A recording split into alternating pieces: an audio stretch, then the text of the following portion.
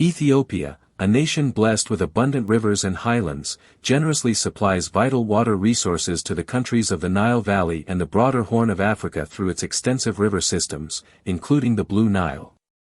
This life-sustaining flow originates from Ethiopia's territory, nourishing downstream nations like Egypt, Sudan, and others in the region, enabling agriculture, hydropower, and daily sustenance for millions. Yet, despite this selfless contribution that forms the backbone of regional prosperity, Ethiopia has historically received little to no reciprocal benefits. No equitable sharing of resources, no collaborative development projects, and no recognition of its pivotal role, leaving the country to shoulder the environmental and economic burdens alone while others reap the rewards. In a bold address, called out the inequities in regional water sharing. Ethiopia, the vital upstream source for major rivers sustaining millions downstream, provide life-giving waters from the Nile to Egypt and Sudan, the Barrow to South Sudan, Tekeze to Eritrea, Wabi Shibele to Somalia, and Omo tributaries aiding Kenya. Despite this selfless contribution to the Horn of Africa and Nile Basin stability, Ethiopia gains nothing in return. No economic partnerships, no infrastructure aid, no shared prosperity. Abidjan's message urges fairness, demanding recognition of Ethiopia's role as the water tower of Africa and mutual benefits to foster true regional unity.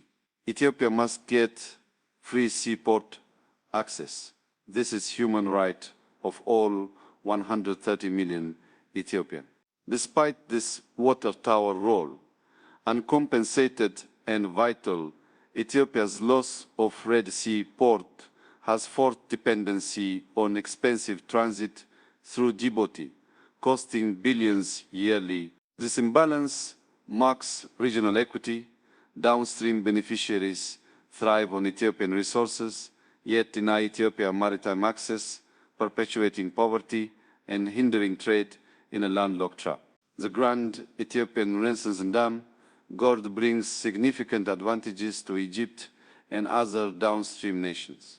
We now manage and release water in a controlled, efficient manner. እዚህ ጋር ተከዜ ኤርትራን፣ እዚህ ጋር ጣና ሱዳንና ግብፅን፣ እዚህ ጋር ባሮ ይኸው ባሮን ተመልከቱ፣ ጋምቤላ ጋር ነው ተነሳ፣ ወዲያው ሄደ።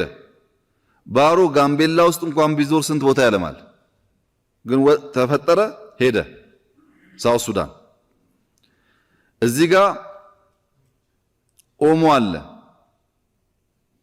ኦሞ በዚህ ጋር መጥቶ ኬንያ ይገባል። እዚህ ጋር ገናሌ ዳዋ ከዚህ ይመጣል ሶማሊያ ይሄዳል። ዋቢ ሸበሌ ከዚህ ይመጣል ሶማሊያ ይሄዳል። ማን ነው ከኢትዮጵያ ውሃ የማይወስድ? ከጎረቤቶቿ የማይወስድ ማን ነው? ጅቡቲ። ጅቡቲ መውሰድ አለባት ብለን ፓይፕ ዘርግተን ኤሌክትሪክ ከፍለን ውሃ ሰጠናት። ኤርትራ ተከዜ ያላት፣ ሱዳን ተከዜና ናይል አላት፣ ሳውት ሱዳን ባሮ አላት፣ ኬንያ ኦሞ አላት፣ ሶማሊያ ዋቢ ሸበሌ አላት፣ ገናሌ ዳዋ አላት። እኛ ያልሰጠነው ጎረቤት ማን ነው? ያውም የሚጠጣ ፍሬሽ ውሃ ተቀባይ ብቻ ብንሆን ችግር የለውም። አንድ ሀገር ለኢትዮጵያ 1 ሊትር ውሃ ፍሬሽ ውሃ የሚሰጥ ሀገር የለም። ሁሉም ተቀባይ ነው። ይገባቸዋል። አሁንም በደንብ አብዝተን ሰጣቸዋለን። ግን የእናንተን እንካፈል የኛ እንዳትጠይቁ ማለት ግን ትክክል አይደለም።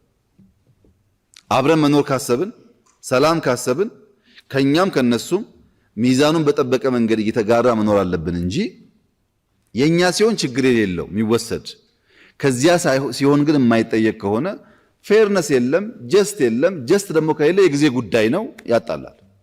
አሉላ አባ ነጋ ራሱ ቀይ ባህር የኢትዮጵያ የተፈጥሮ ወሰን ሆኖ ኖሯል፣ ይኖራል ይላሉ።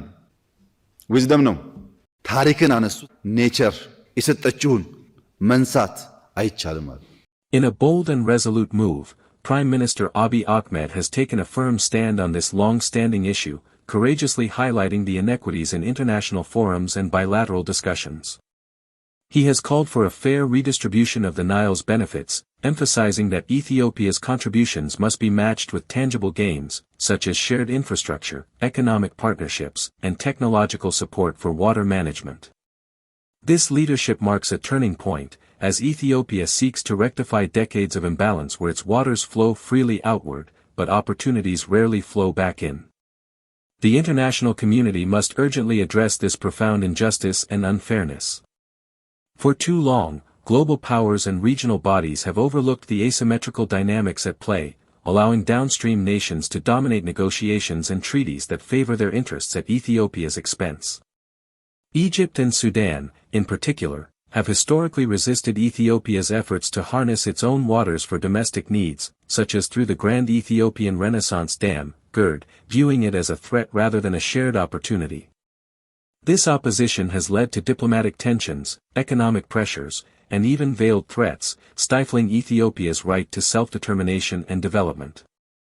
Such actions not only harm Ethiopia's economy by delaying vital projects but also perpetuate poverty and underdevelopment in a country that could otherwise thrive as a regional powerhouse. Compounding these challenges is Ethiopia's landlocked status, a geopolitical disadvantage imposed by historical conflicts and unyielding neighbors. Eritrea, once part of Ethiopia, has stubbornly prohibited access to the strategic Assab port, severing a natural maritime lifeline that could facilitate efficient trade and reduce dependency on others.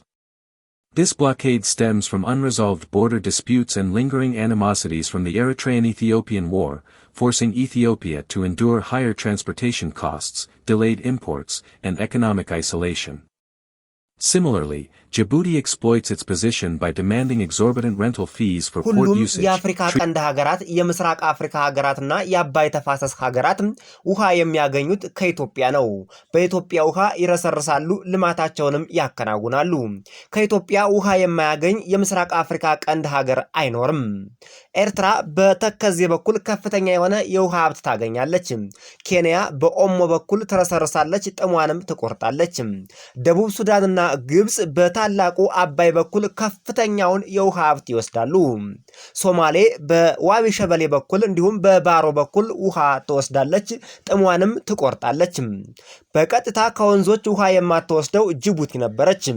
እድሜ ለኢትዮጵያ ትልቅ ፓይፕ ተሰርቶ ወደ ጅቡቲ የሚፈሰው ንጹህና ፍሬሽ ውሃ ተሰጥቷታል። ጅቡቲም ከኢትዮጵያ ከፍተኛ ንጹህ የሆነ ፍሬሽ እንደነሱ ጨው ያልሆነ ውሃ ከኢትዮጵያ ታገኛለች። ታዲያ ወርቅ ላበደረ ጠጠር መልስለት እንዲባልም ሁሉም ሀገራት የባህር በራቸውን ቆልፈው ኢትዮጵያ በደረቅ ወደብ ውስጥ እንድትቆለፍ አድርገዋል። ይህ ፍትሃዊ አይደለም ሲሉ ጠቅላይ ሚኒስትር ዶክተር አብይ አህመድ በዓለም አቀፍ መድረክ ጭምር እየሞገቱ ይገኛሉ። ኢትዮጵያ ለዚህ ሁሉ ሀገር ውሃ ስትሰጥ የውሃ ሀብት ምንጭ ስትሆን እሷ ግን የባህር በር እንዳይኖራት ተደርጋ ለዘመናት ተቆልፋ ተቀምጣለች። አሁን ግን ይህ ታሪክ መሆን አለበት። ኢትዮጵያውያን በቁጭት ከዳርዳር ከመሪያቸው ጋር የተነሱበት የቁጭት ጊዜ የቁጭት ዘመን ሆኖ ተነስቷል። አሁን ኢትዮጵያውያንን የሚያስቆማቸው ማንም አይኖርም። የባህር በር ለኢትዮጵያውያን ፍትሃዊነት፣ ዜጋዊነት፣ ኢትዮጵያዊነት፣ ሰብአዊነት ጥያቄ ሆኖ እያቀነቀነ በምስራቅ አፍሪካ በኩል ብቅ ብሏል። ኢትዮጵያ የባህር በር የማግኘት መብት ብቻ ሳይሆን ከሰብአዊ መብትም አሁን ዋናውና ትልቁ ጉዳይ ዓለም አቀፉ ማህበረሰብ ሊገነዘበው ሊረዳውና ሊያስተውለው የሚገባ ጉዳይ የኢትዮጵያ የባህር በር ጥያቄ የሰብአዊነት መብት ጥያቄ ነው። የመኖርና ያለመኖር የህልውና ጥያቄ ነው። 130 ሚሊዮን ህዝብ የብስ ላይ ተቆልፎ እንዲኖር የሚፈቅድ ማንኛውም የዓለም መንግስት ወይም ማንኛውም ህብረተሰብ ሊኖር አይችልም። ኢትዮጵያ የባህር በር ያስፈልጋታል ሲባል የቅንጦት አይደለም፣ የመኖር ያለመኖር ጉዳይ ነው። የሰብአዊነት መብት ጥያቄ ጉዳይም ጭምር አለበት። ለዚህ ሁሉ የአፍሪካ ሀገር ውሃ የምትሰጥ ኢትዮጵያ የባህር በር ይቆለፍባት የሚል ማንኛውም ሰብአዊ ፍጥረት ቢኖር እሱ በራሱ ላይ የሚፈርድ ወይም ሰው ያልሆነ ሰብአዊ ፍጥረት ያልሆነ እንጂ ሰው ሆኖ የተፈጠረ ሁሉ ይሄን ነገር ሊያየው የሚገባ እውር የሚፈርደው ግልጽ የሆነ ጥያቄ ነው። ኤርትራ በአንድ ወቅት በስምምነቷ እንደ ሀገር ስትዋቀርና ሀገር ሆና ስትመሰረት ኢትዮጵያ የአሰብ ፖርትን እንድትጠቀም ወይም ኢትዮጵያ የአሰብ ወደብን እንድትጠቀም 100% በ5 ጣቷ የፈረመችበት ኤቪደንስ አለ።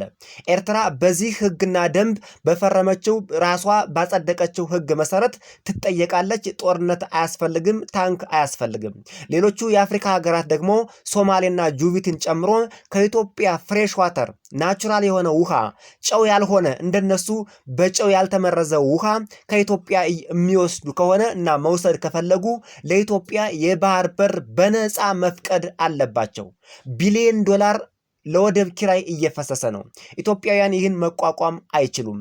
በራሳቸው ውሃ በራሳቸው የተፈጥሮ ሀብት የመጠቀም መብት አላቸው። በጋራ እንጠቀም፣ በጋራ እንበልጽግ ነው ያለው ጠቅላይ ሚኒስትር ዶክተር አብይ አህመድ። የማንንም እንውሰድ አላለም ጠቅላይ ሚኒስትራችን። አብረን እንጠቀም፣ ፌር የሆነ ጀስቲስ የሆነ የውሃ ክፍፍል የውሃ አጠቃቀም ይኑረን ነው ያሉት ጠቅላይ ሚኒስትሩ። ጠቅላይ ሚኒስትር ስለ ህዳሴ ግድብም ሲናገሩ ከዚህ በፊትም ሁልጊዜም ከአንደበታቸው የማይጠፋው የአባይ ግድብን ብንገድብም ተርባይን መጥቶ የሚያልፍ ውሃ ነው፣ ምንም የምናስቀረው ነገር የለም። ለግብፅ ወንድሞቻችንና ለሱዳን ወንድሞቻችን እንዲያውም ፍትሃዊ የሆነ ትክክለኛ የሆነ ኢኮኖሚካል የሆነ የውሃ አጠቃቀም በምስራቅ አፍሪካ አምጥተናል ነው ያሉት ጠቅላይ ሚኒስትሩ። አዎ የአባይ ግድብ መገደብ ለምስራቅ አፍሪካ ሀገራት በተለይ ለአባይ ተፋሰስ ሀገራት ውሃን ኢኮኖሚካልና በስርዓትና በአግባቡ መጠቀምን አስተምረዋል። እንዲሁ በጎርፍ ሲፈስ የነበረና በርካታ ቤቶችን ሲያፈናቅልና በርካታ አካባቢዎችንም ሲያጥለቀልቅ በከንቱ ሲፈስ የነበረ ውሃ አሁን ግን በስርዓት ተመጥኖ በአግባብነት ባለው መልኩ ለተፋሰስ ሀገራት ይደርሳል ስትልም ኢትዮጵያ አስቀምጣለች። የኢትዮጵያ ኖሯ ምኗ ላይ ነው? ኢትዮጵያ ትክክለኛ እውነተኛ ለምስራቅ አፍሪካ የምትጨነቅና የምታስብ ሀገር ናት። ለሷ ግን የሚያስብላት ጠፋ። የአባይ ልጅ ውሃ ጠማው እንደተባለ ማለት ነው።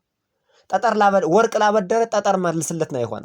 ለዚህ ሁሉ የአፍሪካ ሀገራት ውሃ የምትሰጥ ኢትዮጵያ ለሷ ግን የባህር በር ተከልክላለች። ይህ ነው እንግዲህ ወርቅ ላበደረ ጠጠር መልስለት ማለት ይሄ ነው።